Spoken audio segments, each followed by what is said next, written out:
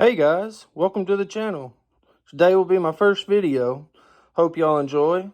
If y'all don't mind, if you like the video, drop a like and comment and subscribe please.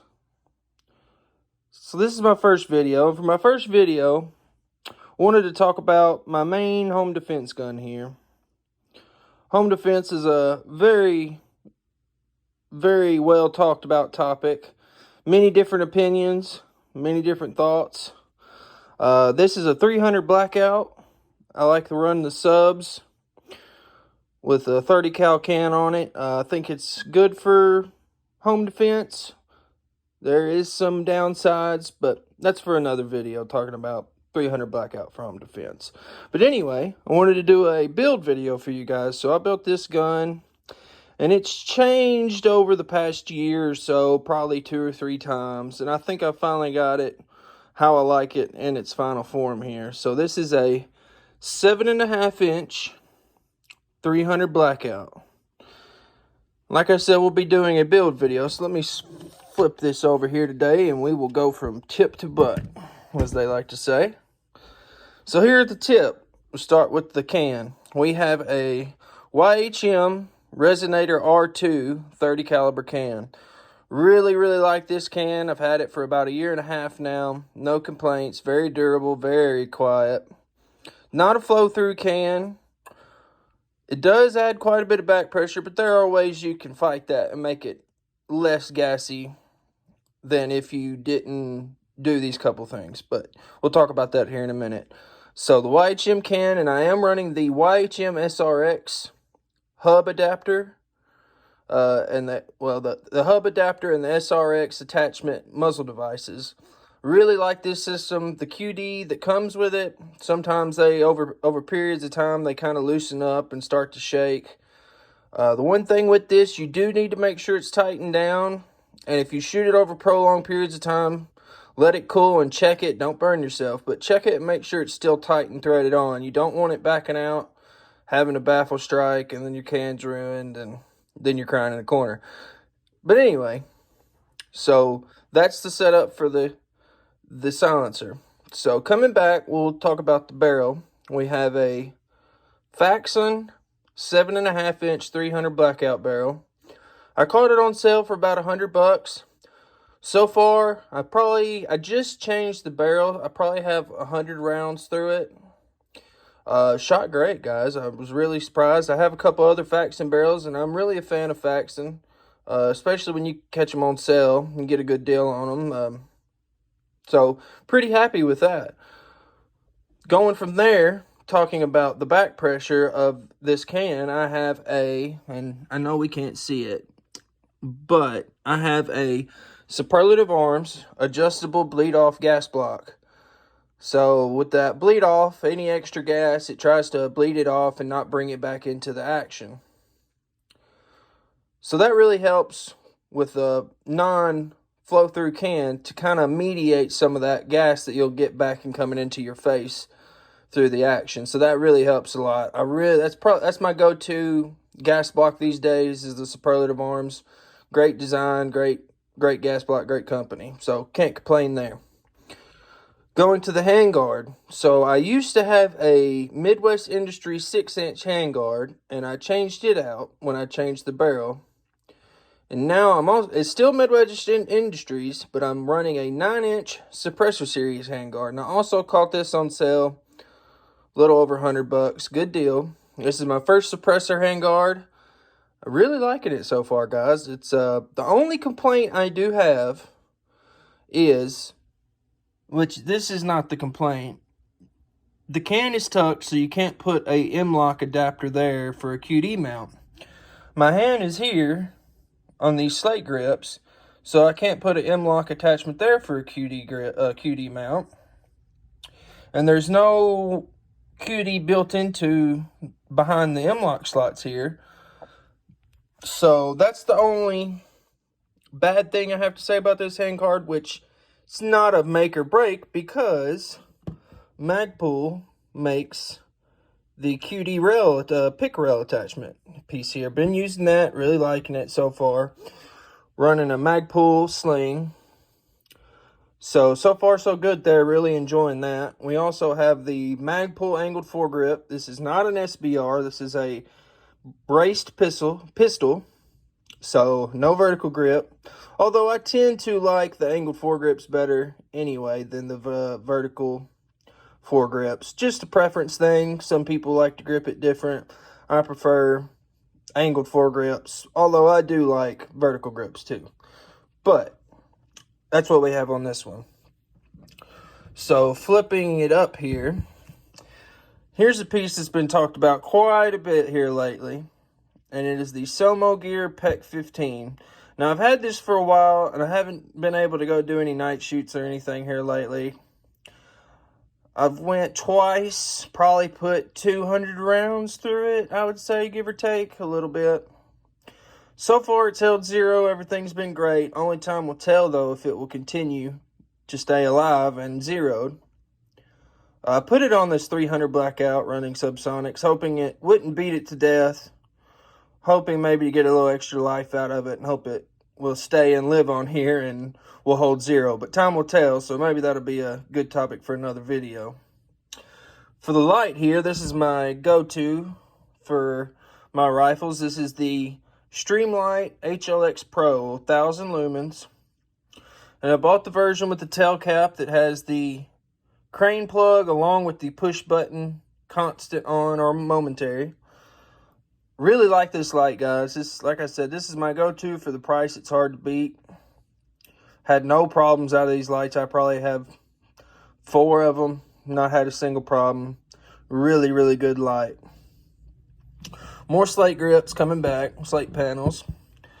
We're running I've had this around for a minute for other crane plug-in flashlights. I think it's an Axon knockoff. eBay knockoff. Nothing special. The mod light looking button came with the PEC 15. Good button, no complaints. Works really well. A little tough, but no complaints from me. I can work it. So I think that'll do it for the front half. Let's go to the lower now. So for the lower, we are running a Palmetto State Armory PA-15 multi-lower. I really like Palmetto lowers. They're my go-to for a lot of my builds. Price is hard to beat. I usually try to go with other part kits. I think this one has an Anderson parts kits, which I know is not much better, guys. I like Anderson, though. They're a good company. I haven't had any problems with them, and neither have I had any with PSA. But, so, yeah, PSA lower, Anderson parts kit. We have the HRF Concepts Magwell. Now, this is something new that I put on, I got about a month ago, and I took it with me on my last range trip. And boy, man, I really like this thing. It really opens up that magwell. It's supposed to be 250% larger. Now, I don't know about that, but as you can see, it's pretty massive. So, really helps with them reloads, guys. Really digging that thing. Now, it is expensive. 60 bucks is a little ridiculous, but told myself I'd try one, try it out, and see how I liked it. So far, I'm liking it. Probably won't buy many more, but wanted to give it a try. So we have the PSA single stage trigger in here. So I bought this trigger a while back. This has been in this gun since the beginning. And if I could go back and change it, I would go with the LaRue 2-stage. The LaRue triggers, you can catch them on sale for 80 bucks, which is cheaper than what I paid for this PSA trigger. I think the LaRue trigger is probably the best trigger on the market and hard to beat at that price. Really, really good. And I like this PSA trigger too. I would recommend it if you want a good flat face single stage trigger for a decent price. It's a very good trigger, no complaints. And it came with the anti-walk pins, which is really nice. So that was nice that it came with those. Didn't have to buy them. I'm running the bad lever. Some people like them, some people don't. The main thing I hear is they don't want anything extra in their trigger guard taking up space or hitting something they don't need to or blah, blah, blah. And I understand that. I think that's a very valid point. For me, I've had no trouble with that. To me, it gives the lower almost a full, well, basically a full ambi controls without paying that full ambi lower price. So I recommend them. It's not for everybody, but I think it's a very useful tool and can really help speed up reloads if need be. Going to the grip, this is a I think it's the Plus grip or the K2, or it's the non-sticky, it's the plastic one with the more vertical straight up and down feel. I've wrapped it with goon tape. Now, I love goon tape. I'll wrap it on about anything that I can. Great feeling, highly recommended. Just a great product overall. Going up to the safety here, we are running an ambi safety. It is the PSA ambi 4590. I have it set up in 45. Good safety, very tactile, very crisp. It's not too hard to turn, but it's not too soft where you could bump it and maybe it would switch and accidentally you bump the trigger. No, you're not going to have that with this. It's very tactile, very crisp, so no problems there. I am running the Magpul CR123 bottom attachment for the grip. Really like those, especially if you're going to run the laser and whatnot. Also have a battery for my optic in there. So I think that will do it for the lower. For the upper, we're running a Ballistic Advantage upper. Let me turn this around here, guys. I know that upside down, we don't want that. Running a Ballistic Advantage upper. Very smooth. So I'm running a PSA bolt with a PSA charging handle. Ballistic Advantage upper. We have the Strike dust cover here. We have the PSA extended mag release. Not the best looking extended mag release, but for $10, it's kind of hard to beat. Like I said, looks wise, it's probably not the best one on the market, probably the worst one, but for the price, can't beat it. I love PSA. I like supporting PSA. Trying to get guns in everybody's hands. I really commend them for what they're doing. So I try to support PSA. Going back. So this is a cool attachment here. This is the Maxim PDW brace.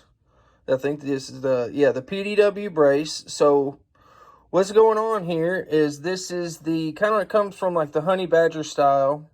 This is the shorter buffer. I think it's like an inch and a half shorter than your mil-spec buffer. So you can collapse the brace a little further down than you could. These are good for tight concealment, like a truck gun or a bed gun or something like that beside your bed or anything. So anywhere you need to carry a gun and try to minimize the footprint of it, it does a good job. So I really like this stock.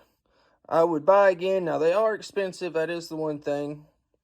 I really like my SBA4s. I don't know if I'd do it again, but for this build, I decided I'd try to go for it for the budget Honey Badger build. So, they do use Maxim proprietary bolt and not bolt. The Maximum proprietary buffer and spring. They have them in all weights. 3 ounce, H1, H2, H3. I think I went with the H1 in this one. So, it's ran good, no problems. Now, I'm running I think I said I'm running the PSA bolt carrier group. I've had no problems. This with the gas block, the bolt, and the can. I'm not running a like Radian gas buster charging handle or whatever, but the gas is not bad at all. It's very minimum.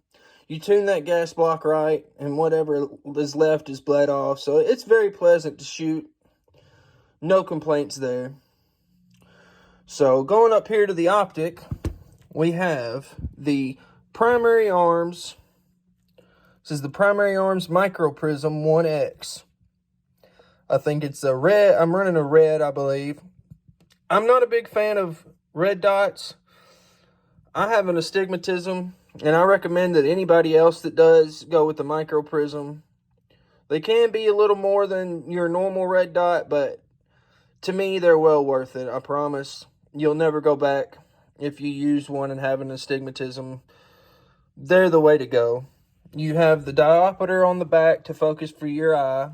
I have a kill flash, I think is what it's called, here on the front to help mitigate the reflection off the front of the glass, which is important for any kind of gun that you want to use in the field or whatever. You know, it's an important piece, I think. I think a lot of people overlook that. But so I have that on there.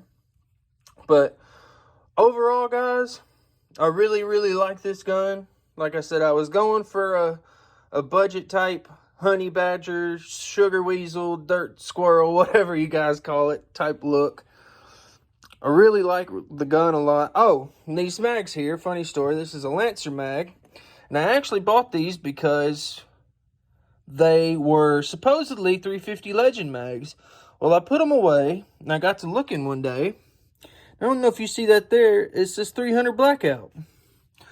Well, and this rubber band is on there because, as you see there, it says 350 Legend. So they took a 300 Blackout body, threw a plate on it that said 350 Legend, and called it a 350 Legend magazine. I thought that was kind of funny. So, but I use these in home defense situation or when I take it in a bag or anything. It's just a little shorter overall. And about the same, maybe a little smaller than the grip went in the mag well. So, kind of keeps it more streamlined. But, yeah, guys, this is my home defense truck gun honey badger budget build, if you would call it. I hope you guys enjoyed the video. If there's anything you'd like to know about the gun or want to leave any comments of what you'd like to see next, please leave a comment and let me know. This is my first video. Hoping to have a lot of fun on here and enjoy talking to you guys and getting to know y'all. If you enjoyed the video, please leave a like and comment. And y'all have a good day. See ya.